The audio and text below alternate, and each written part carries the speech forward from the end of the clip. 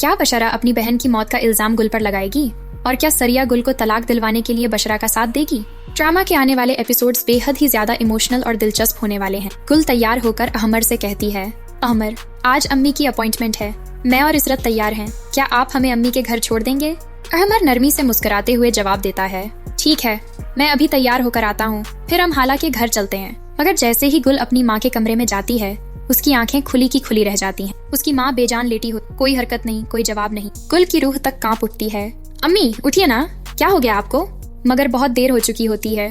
गुल की माँ दुनिया से हमेशा के लिए रुखसत हो चुकी थी। शोर सुनकर नोमी और सरिया भी कमरे में दौड़ते हैं। नोमी जैसे ही अपनी माँ को यूं बेजान देखता है, वह बुरी तरह से बिलख उठता है।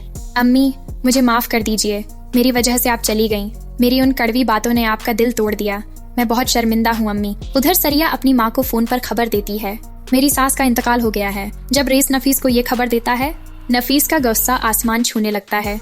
काश ये औरत 2 दिन पहले मर जाती तो गुल की शादी ही ना होती।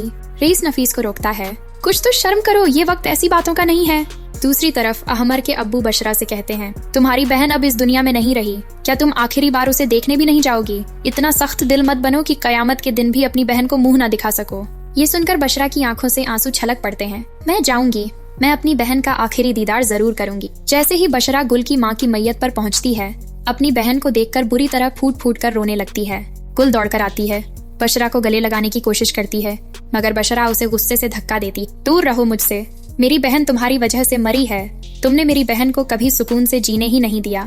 सारे लोग हैरान रह जाते हैं कि बशरा ऐसा क्यों कह रही है। ये मौका सरिया हाथ से जाने नहीं देती। वो चालाकी से सबके सामने कहती है, ये शादी 4 दिन की है, अहमर जल्दी ही इसे तलाक दे देगा। कौन किसी और की औलाद को पालना चाहता है? अब सबसे बड़ा सवाल यही है, क्या अहमर अपनी माँ और सरिया के दबाव में आकर गुल को तलाक दे देगा, या वो गुल के साथ मजबूती से खड़ा रहेगा और हर तूफान का डटकर सामना करेगा? अपनी राय हमें कमेंट्स में जरूर बताइएगा।